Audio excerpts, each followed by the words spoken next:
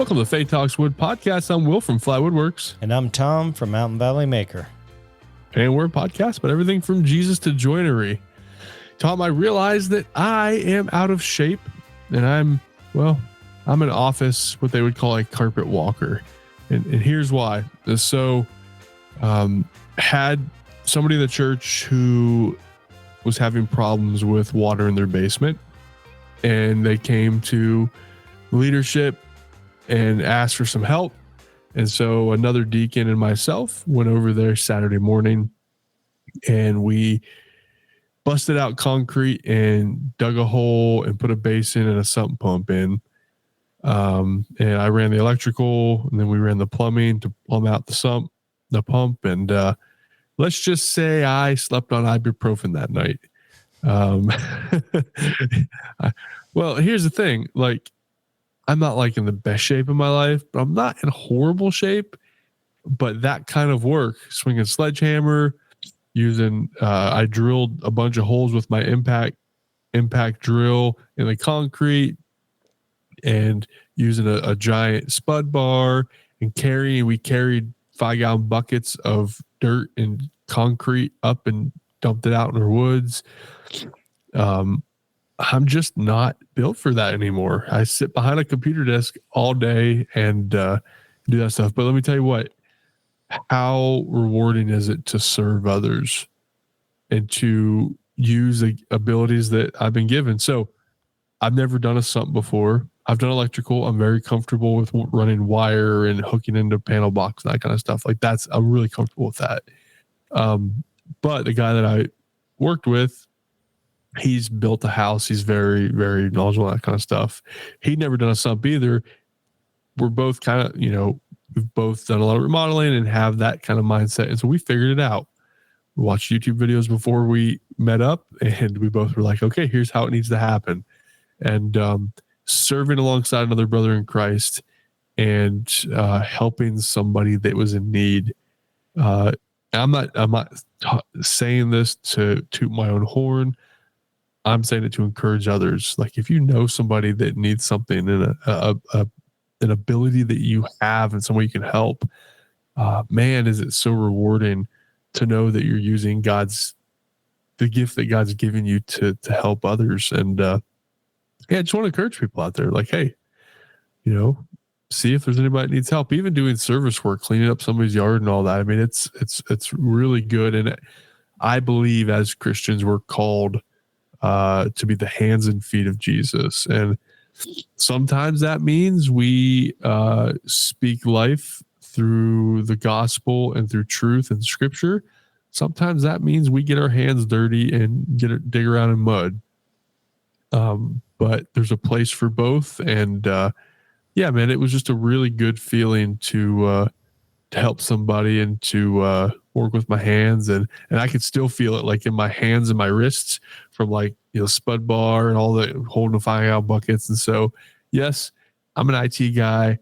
I sit in an office all day, but it felt good to kind of get dirty and help somebody. So I don't know if you've ever experienced that, mission work or helping, doing that kind of stuff, but it's definitely a gratifying feeling.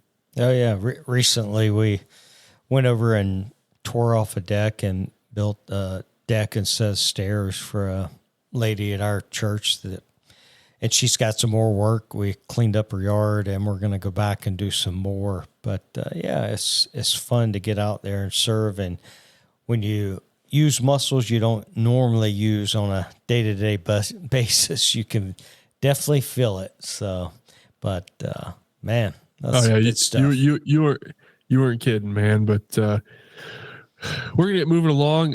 Tom and I had a kind of a late start to the podcast due to some technical reasons. I'll just be real with you guys. We recorded a third of the podcast and realized that it wasn't recording, and so it's getting pretty late. And we're not trying to rush the podcast, but we're gonna get into the meat of it because do have some woodworking stuff to talk about, and we got some stuff to talk about here. But I want to tell a story. We have blackberry bushes, black raspberry bushes, blueberry bushes, apple trees, all this stuff. Living out in the country, having property, we have stuff, right? And so we've been diligent on pruning and picking all the berries and keeping those bushes going. And so last year we didn't really pick much. This year we've picked everything. And so part of it, the blackberry bushes that we have are tall and you can't reach the berries without a ladder. And so I had a 6-foot step ladder and took it out there and had it in the bushes, kind of pushed into the bushes to where we could climb up it. And we were out the last couple of weeks has been berries, blackberry season. So we've been out there picking, if not every night, every other night. And so left the ladder out there. Now it's not too close to the road, but it's not too far away. And from driving down the road, you can see it. But we live out in the country and, we have all this land and all, awesome neighbors. Well, my wife goes out to pick yesterday and the ladder is gone. She texts me and says, "Hey, did you do something with the ladder?" And I said, "Nope, I haven't touched the ladder." And then we realized somebody stole it. Luckily we have surveillance and got on the surveillance, started looking around, found somebody who I think I've seen their vehicle drive by before. They only live, somewhere in town or something. Slowly went by our house, pulled off the side of the road, walked through our woods, come out by the blackberry bushes, stole the ladder, and drove off. Didn't get plates or anything like that. It was too far for any of that kind of stuff, but we did see it was a late model black Jeep Liberty. So it made me mad. First off, that ladder was one of the first home improvement things that my wife and I bought. Our first house we lived in, we want to do some painting and some other stuff. This was 8 years ago now, almost. And we said, we need a ladder.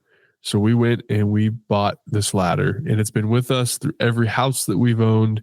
It's helped remodel 2 houses and helped us. I mean, it's a ladder. So there's this little bit of sentimental attachment to it. Now, it's not that expensive of a ladder, probably $60, $80 or something. But man, somebody to come on my property and to blatantly take the ladder, I don't understand, man. There's so much evil in the world and people that just take advantage of you and are dishonest. I can't, man. It's bothered me. The silver lining is he took it in between 2 patches of blackberry bushes that go back into the woods.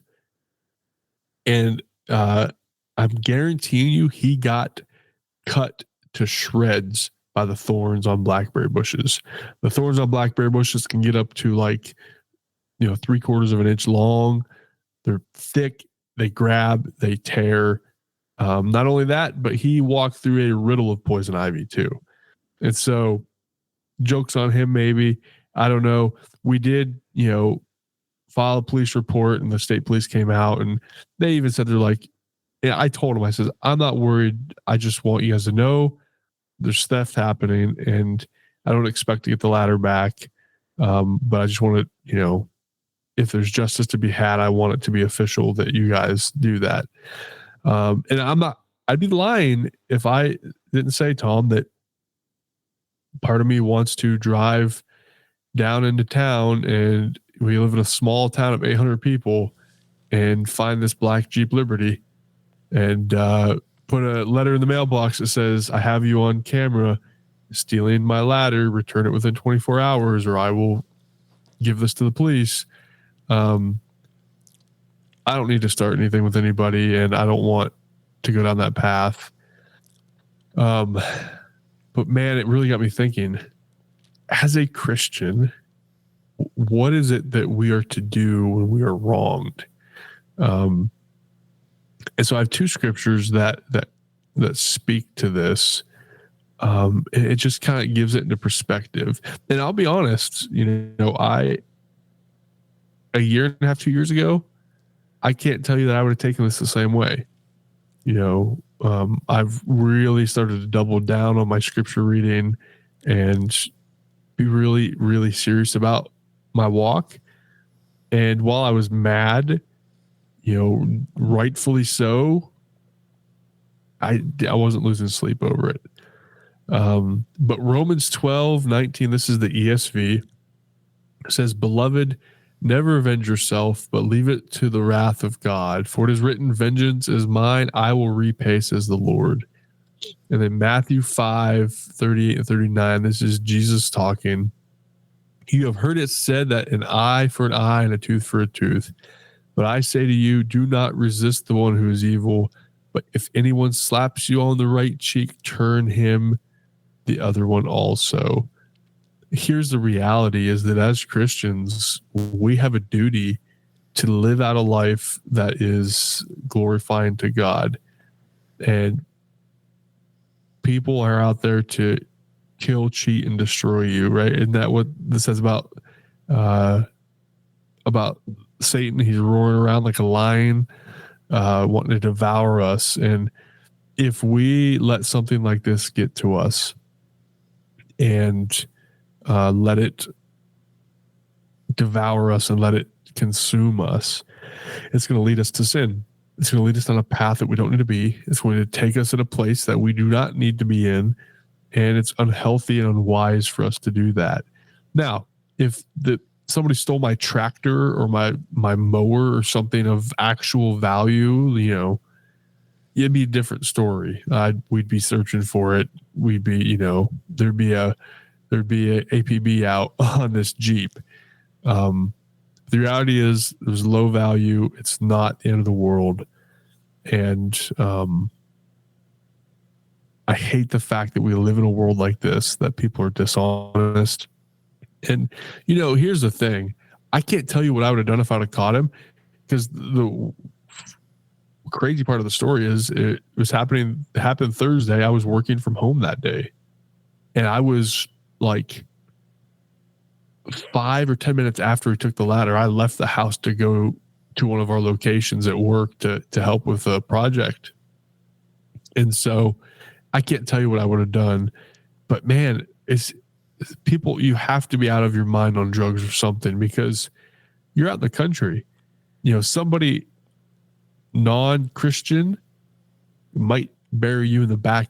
You know what I mean? Like they're, I just don't understand. And that's why, I had somebody tell me today at work, like, hey, be careful. That guy could be a crack addict or something. And he could have stole it for trying to sell it for money for drugs. And if that's the case, you don't want to confront this kind of person, because you don't know what they'll do. And that's true. And, but as a Christian, I have to realize that turn the other cheek. I may stick another ladder out there with a trail cam not far by and see if he tries it again. But yeah, man. So that's what I want to just chat about a little bit. What are your thoughts on that, Tom? I hate a thief. I know it tells us not to hate, but I cannot stand a thief. And so, man, that's a toughie, man. It is so hard to look at criminals and try to look at them the way Jesus would look at them.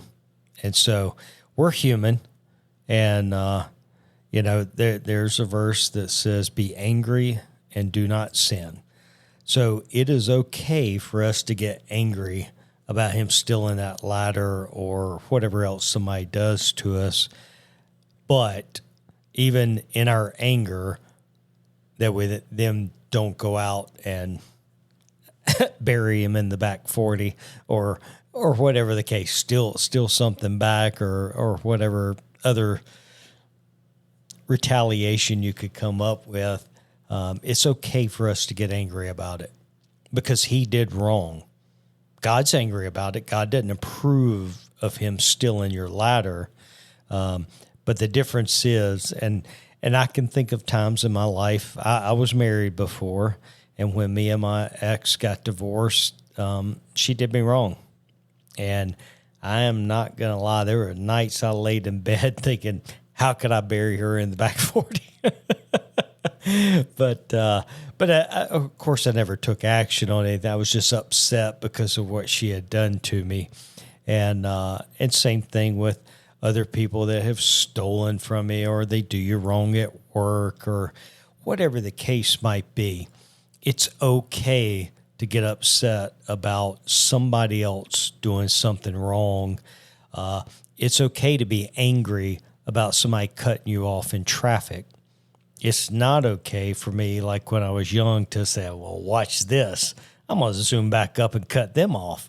And so as I've gotten older, I still get angry about it. I cannot stand for somebody to cut me off in traffic. But when I was 20, buddy, you better believe I was zooming up and I was going to cut right in front of them, slam on brakes, let them know I was angry. Of course, what did that accomplish? Nothing. Didn't accomplish anything other than almost causing a car accident. But as we mature in our faith, it is hopefully as we mature in our faith, we still get angry about the wrongdoings, but then we don't take action on them. So it's we go and pray for them. And like you said, at the end of the day, it's a $60 ladder, $80 ladder, and God will provide you another ladder or the means to buy another ladder. But yeah. Yeah. And that's just it. I mean, I have another ladder. It's not the same. It's one of those ladders that extend out, and you can make I can make an 8-foot step ladder or a 2-foot step ladder, and then I can extend it out and make an extension ladder out of it. Little giant or whatever they're called. Yeah. It's just really heavy and clunky to move around. That little fiberglass ladder, man, you just pick it up and go. And so I'll probably end up buying another one just because it was such a useful ladder over the years. I mean, and I hate it, but it's a hard thing. It's sick to my stomach too. Just the fact that somebody does that. I don't know if I've ever told the story, man. When we bought this house and we moved in, I may have talked about it on the podcast or told you about it. There's a pool table in the sunroom, and I posted on Facebook and said, free, you have to haul it away. And somebody reached out to me, super nice, and said, hey, my husband and my son and some of their friends are going to come get it. And they came and got it, and they were there tearing it down and stuff. And my wife saw one of the other kids go into my truck. And in the back seat of my truck, I had my drone, my DJI drone, and he opened it up, and then he closed it, shut the door, and waved over to his one buddy. And then my wife tapped on the window and scared him away. And she didn't tell me till I was out back, and they were pulling away with the pool table. And she said, hey, that one kid was just he was in your truck and he was looking at the drone. And so I went and I opened the truck, saw that the drone was there, but that he had opened it. And I ran and I caught them before they pulled out of my driveway. And I lit them up.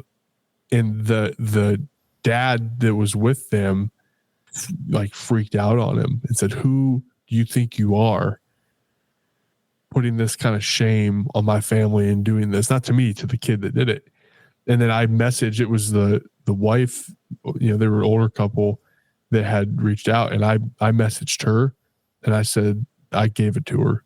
I says, if you ever, and I told them too, I says, if I see any of you on my property again, the police will be here.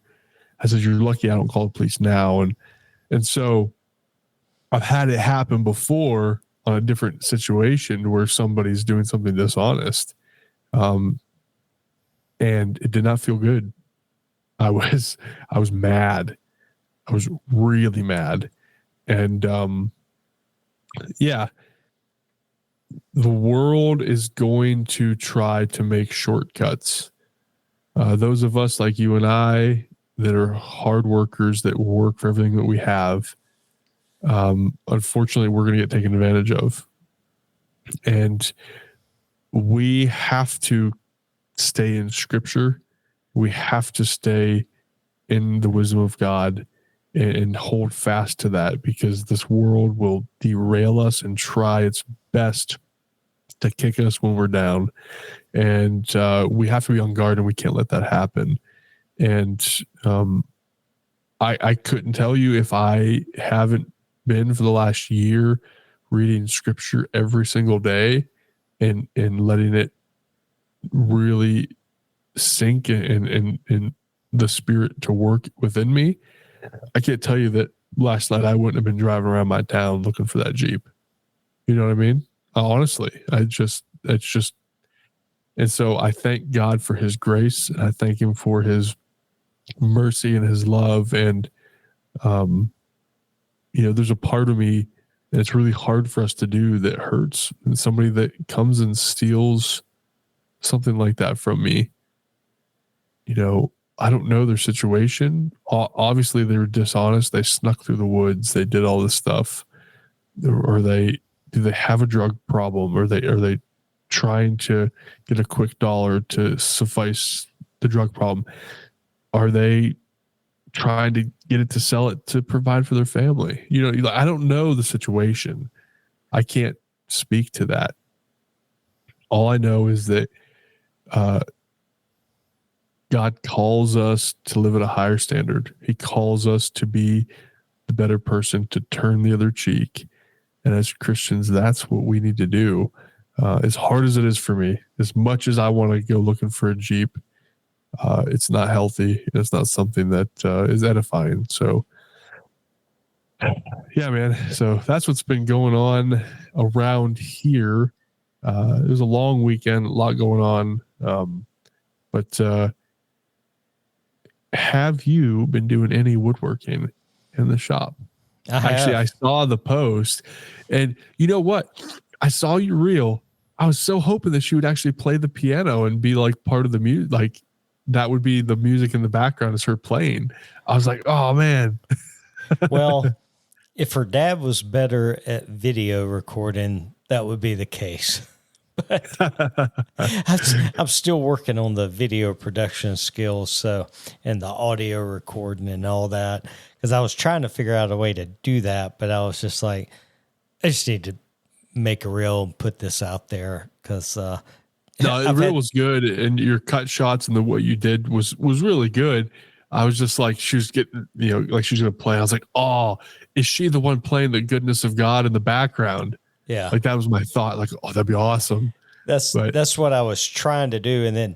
But I need to improve my audio recording and my video skills. But yeah, but she is tickled pink, and she has been enjoying the desk. And so that project's behind me. But then I got on a tangent of cleaning my shop, and Ooh. I've had stuff on the work table and laying around, and I got to putting stuff up on the French cleat wall, and then I made a little holder I have an old hand drill that I got from my stepfather, one of the old timey hand crank drills, and made a little display to hang that up on the wall. I've got a bunch of old tools that I got from him when he passed away, and then cleaned my office, got all my paperwork and everything caught up, and so.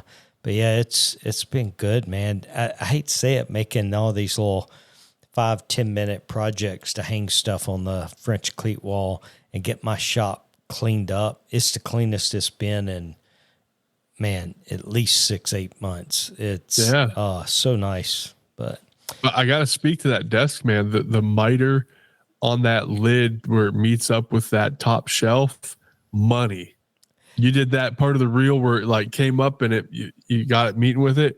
It was like crisp, perfect miter. Like kudos, man. That was the cut that I was so panicking about, because I was afraid if I was off 1 millimeter, then it would be, and dude, it hits perfectly. Yeah. Now there's one thing, and I'm not like critiquing your work or anything. Oh, there's a lot of things. Trust me. No. But when she was putting the lid back down, yep, to make it back into a desk, you should get some neodymium magnets for the little ledge. Mark Morgan messaged me the same thing. Okay. So the reason for that is, so I bought these barrel hinges from Rockler that I used for that. Well, they were metric. The instructions were a metric. I didn't have a metric ruler, and I was converting. So my holes are off just a teeny tiny, where those hinges don't quite fully lock perfectly. I mean, like, dude, it is so minute that it's off. And so what I'm going to end up doing is just making a new ledge so that way it'll, and then I will probably add the magnets. But yeah, I mean, it is so minute you can hardly see it, but it's just enough to where it doesn't quite fully close. And my daughter's like, Dad, who cares? she's all excited. It's like, I hold it when I sit it down, and then you open it up, it all works perfectly. But I saw that when she stuck her hand to hold it, when she put it down, I was like, oh, he needs some magnets on that. Yeah. And so I'm going to redo that part down the road when I got a spare minute. But she's like, this works great. She's so excited about having a desk. So she's been doing her application for physical therapy school for her graduate program, and has had to type an essay, fill out all these reports, all this different stuff for it. It's a pretty long process. And so she has put the desk part to use this week. Awesome. So, yeah, she has been very much appreciative of having it. But yeah. So, but I also saw that you finished your wife's island, or what do you want to call it? Island bar. It's an island. But a mobile island. So you did a good job on that. I was impressed, man. I like that. Thank you. You know, it's one of those things. I like to challenge myself to do stuff that I've never done before. And so one of the things with that is that I ended up recessing the slats for the shelves in, and it worked out perfectly the way I did it, and everything was good, spaced them out perfectly and everything. And then the funny part is that the whole base is cherry. If you look at the picture, it looks like the slats are way darker. And they are, because it's old cherry that had aged. And so the slats are much darker to where the aprons and the legs will catch up to it eventually over time when UV hits it and that cherry darkens up. But man, you can't have a project without having a mess up. And there was two big ones that happened on that right at the tail end, and it's partially my fault. And I fixed the one. I get in a zone when I am working on a project. If I see a finish line, whether it's like when I started that project and I was like milled all the wood out and I cut all the dowels, and when I got everything to the point where it was ready for assembly, I was happy to stop at that point. And I'm very like mission focused, laser focused. I want to get that done. So the same thing happened when I was finishing it. I got the rails for the recess of the slats all glued up. Everything was in there. And then I had to cut all the slats down because I had initially made them to hang over on top of so I had to cut everything down and sand the edges and stuff and everything. Got it all put in. And then when I went to put finish on the whole thing, I put finish on it, and I used the white Scotch-Brite I used Willie's Wood Honey on it, and I'm putting it on the base, did the whole base and everything. It took forever. I was up really late that night, and I get to the top, and I had, I started at the top so I could leave it set the longest. And when I started at the top, the white Scotch-Brite caught a little burr in the hickory and ended up tearing out like a 2-inch long piece in the top. Like, it messed up the top. It tore out a huge piece, and I couldn't. I was going to try to glue it back like this. It's not going to glue back right.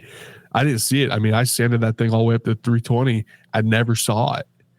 and it was never there. And so that white Scotch Brite was just enough to grab it, and it ripped it up.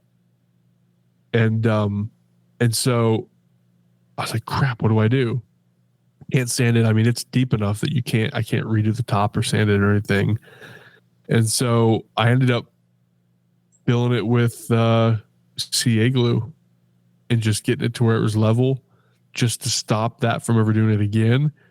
And then I sanded that area down and then put finish back on it. Well, one of the things I neglected to do, so that was the big mistake. I couldn't, that was a fix, but really wasn't a fix. Well, the second mistake was I was in such a rush to get this done. I neglected to do one part that's very important with doing any surface with a oil-based finish, and I did not water pop it. Well, I get it all finished, get it into the kitchen. Wife sets down a glass on it, and the glass sweated a little bit. And next thing you know, there's a spot there. And normally with my finish, you can wipe that away and it's gone. No, it had raised the grain. I was like, crap. And so I took it back out the next day, out to the shop, and I sanded the whole thing down and water popped it, sanded it back, and then re-put finish on it. So yeah, bit of a mess. But the difference that I did the second time, the first time I put Willie's Wood Honey on it, and then I put a coat of wax on top of it, my wax that I worked on. The second time, I just put wax on it. Now, what that does is the wax does not darken up the wood or amber it like the honey does. The honey ambers the wood quite a bit. And so the pictures that I took were from the night that I finished it with Willie's Wood Honey.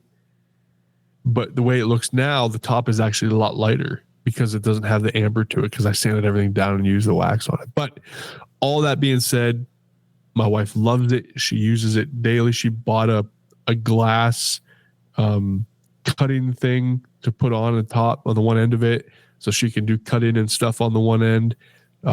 She uses it every day, prepping for dinner and stuff, and worked out great. Yeah, turned out really good. I'm really happy with it. It was a fun little project. What's funny is I had somebody from work. They saw that, like, wow. He's like, what would that cost if somebody were to commission you to build that? It's like, I don't know. Like, I hate to say it, but I got all the wood for free. I've got the connection for the wood.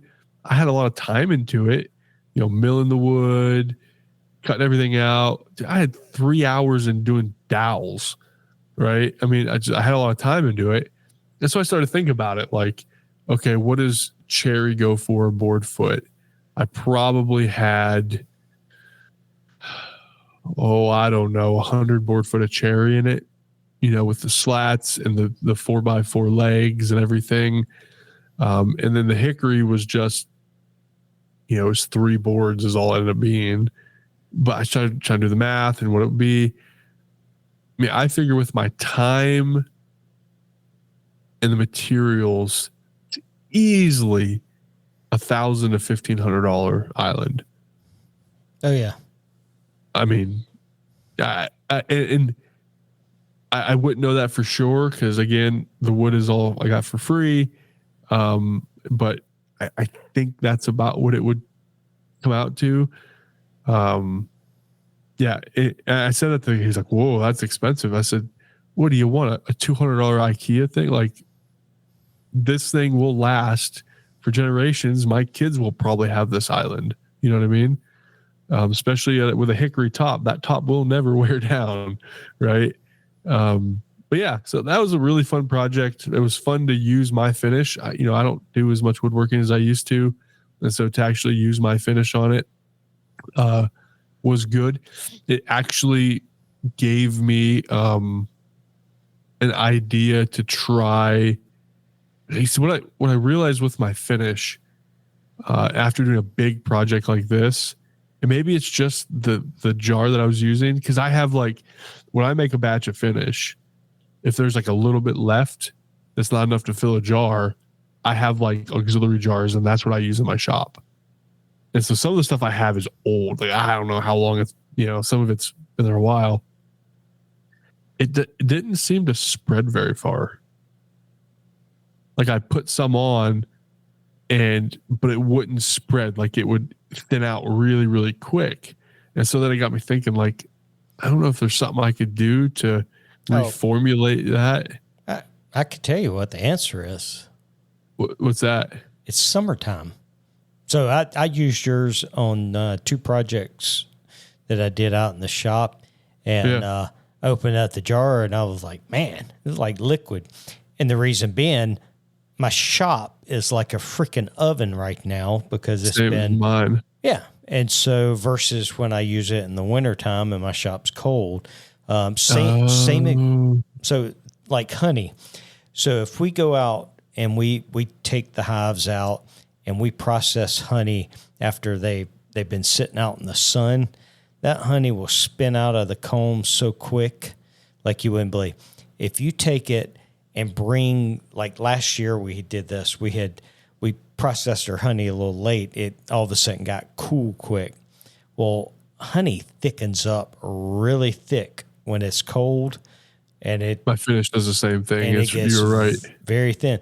So what we ended up having to do, because we couldn't even get it to spin out of the comb because it had gotten cold. Like we went from having 90-degree days to having 65-degree days in a matter of a couple of weeks. And so, anyway, what I did is I took all my bee boxes, I put a tarp over them in my garage, and then I took a heater, pointed it up underneath the tarp, and warmed them up. Man, it spun right out. And so that makes sense. Yeah, okay. That's what it is. It's the beeswax. Same thing. Like you ever take beeswax, you put it in and you warm it up, it liquefies. Yeah. So it's not spreading as far because it's thinned out so much because it's warm. Yeah, it's the temperature in our shops right now.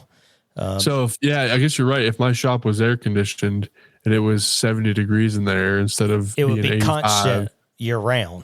Yeah. Right. That makes a lot of sense. Yeah, but I think about that because I was wondering, I was like, did I mess a batch up? Why is this stuff so thin? It's going on. I put a whole jar on that base. And normally that's a big base too, dude. That's a lot of wood surface that you had to finish. It is. So. And I did both sides of the slats and both sides of the, all the stuff. And so I was like, man, and now you say that if I'd have done this in the winter, I could have done that whole base in a quarter jar just because of how much it spreads when it's, that makes so much sense. Huh. Yep. Okay. So it's not my finish. It's just the temperature. No, it's temperature. I'm telling you, it's temperature of my shop. My shop is like an oven, man. I am so ready for fall. Man. Yeah.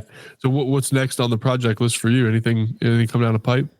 Oh yeah. Yeah. I've got some signs and stuff I've got to get built, and then I have got to get our cabinets finished and build a bed for our bedroom. So I've got tons of projects, but I'm addicted to getting the shop cleaned, and I've got a few more things that I want to get hung up on the wall. And so next couple of days, I'm going to keep concentrating on that because now all my work surfaces are clean, and I get tired of moving things. And so I'm like, this saves me time by spending a little time getting holders made, getting things up on the wall. And that's what I'm going to do the next couple of days. And then after that, I've got a couple signs build, and then I'm going to get back to work on our cabinets. I want to get them all finished so I can get my wife off my back. That's awesome. So side note, before we close up here, I listened to another podcast, and the one host was at IWF in Atlanta. And he talked about the Harvey booth. Apparently Harvey, I know you're a big Harvey fan, and I think they make awesome stuff, is coming out with some stuff that's next level in the woodworking space. Are you talking about the new digital bandsaw? There's the new digital bandsaw is one of them. Yep. They have a new fence that's a retrofit fence for like saw stops and other things. That they had that at the last woodworking show, the fence. So it's been out for a while. It's nice, man. I want it so bad, but well, no, that's the Big Eye. You're talking about the Big Eye. This is different. Oh, you're talking about the digital version of the Big Eye. No, this is a whole new thing. Yeah, it's like it's brand new. Like they just brought it out for the show. Huh. I didn't see that. I saw the bandsaw with the digital dial and everything. Yeah, there's all kinds of, and there's like a AI to tension the bandsaw and make sure it's the right for the wood you're cutting, all kinds of crazy stuff. But the big one, and I think you would appreciate this, is their new dust collector. Oh, that big, yeah, that thing. I saw the post on it. You see that like you can either have it come out the main port come out the side or the top now. That's nice. That's the one thing I do not like about my Harvey dust collector is the location of the port that comes out of it. It's very. I wish it came out the side. right out there, and like, it just comes straight out the side of it. And but apparently the new one, I don't follow. I hardly am on Instagram. I follow a couple people's stories and that's it. But apparently that new dust collector is pretty cool, and it has the port comes out either the end or the top, and then I don't know if yours does this, but the one guy has the bigger one, the G800 maybe, and apparently it does like the auto air to where it cleans the filter. Does yours do that? It does, but then you have to manually twist these baffles to knock it down. So apparently the new one, one of the issues with the G800 is that it does it constantly. It shoots the air constantly, like every few minutes. That's nice. But the new one you can set to whatever schedule you want. Oh, wow. To shoot that burst of air to clean the filter. So anywho, I just thought that was pretty cool that Harvey's I will say this, man, they seem to be the most innovative of all the woodworking companies out right now. Like they're just constantly improving. And so, hopefully maybe one day I'll have a channel big enough that Harvey will sponsor me. But right now I can't afford any more Harvey stuff. I understand that. But I do love what I have. So I'm very thankful to have a table saw that will actually cut something versus my old little job site saw that struggled cutting a sheet of plywood. Right. So. It seems like everything they make is high quality. Like I don't think that they make anything that, and the table saw that you have, you get the 3-horse. I had the 4-horse. The 4-horse, and the cost of that one is probably still less than what a 2-horse saw stop is. You're probably correct. I know that mine was less than what a saw stop was. Because I looked at both of them. I looked at a bunch of different brands, but I felt like I was getting the most bang for my buck by going with the Harvey. Their Alpha Series stuff is phenomenal, all of it. Yeah. So bandsaw, table saw. I love my bandsaw. Man, I love it.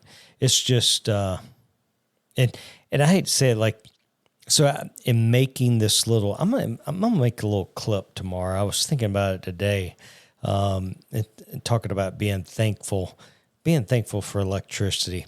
So I made this super simple little basic display to hang this old hand drill on, and in the process, I use my table saw, electricity, use my miter saw, use my band saw, use my drill press, and then to hang it, I'm going to use a impact driver.